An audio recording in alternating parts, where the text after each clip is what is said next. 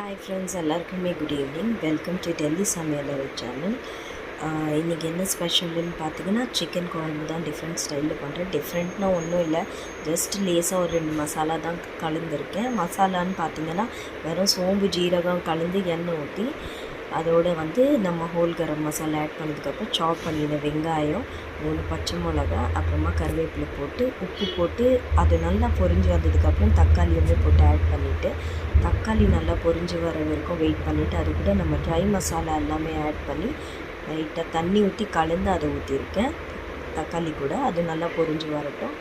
இங்கே பார்த்தீங்கன்னா பூண்டு, வெள்ளைப்பூண்டு, ஜீரகம், வெங்காயம் போட்டு அது கூடவே நான் பாவற்காயும் போட்டுக்கிட்டேன்.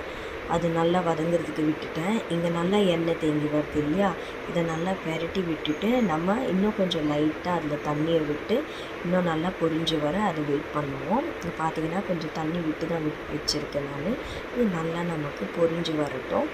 அண்ட் நீங்கள் பார்த்தீங்கன்னா ஃப்ரெண்ட்ஸ், ஐம் ஸோ சாரி, என்னுடைய வாய்ஸ் கொஞ்சம் ரொம்ப லோவாக இருக்குது. பிகாஸ் எனக்கு உடம்பு முடியல, ஒரே தலைவலி காலையிலேருந்து. அதனால தான் கொஞ்சம் அட்ஜஸ்ட் பண்ணிக்கோங்க. இங்கே நல்லா அந்த மசாலாலாம் பொரிஞ்சு வந்ததுக்கப்புறம் சிக்கன் ஆட் பண்ணிக்கிட்டேன். அண்ட் நல்லா கொஞ்சம் ஒரு 5-10 மினிட்ஸ் அது லைட்டாக வெந்து வரட்டும்னு அப்படியே விட்டுக்கிட்டேன். அண்ட் இது கூடவே ஒரு 5-10 மினிட்ஸ் கழித்து நான் உருளைக்கிழங்கையும் ஆட் பண்ணிக்கிட்டேன். அண்ட் இதை கொஞ்சம் மூடி வச்சு வேகட்டும் விட்டுட்டேன். இங்கே பாவக்காய் பார்த்திங்கன்னா, நான் உப்பு, மஞ்சள் தூள், மிளகாத்தூள் மட்டும்தான் போட்டு வதக்கி வந்ததுக்கப்புறம் ஒரு துண்டு வெல்லமும் பாதி லெமனில் கொஞ்சமாக ட்ராப்ஸ் லெமன் ஸ்க்வீஸ் பண்ணி விட்டுக்கிட்டேன். இதை நல்லா கிண்டி விட்டு அதை நம்ம ஆஃப் பண்ணிக்கலாம். அது ரெடி ஆயிடும்.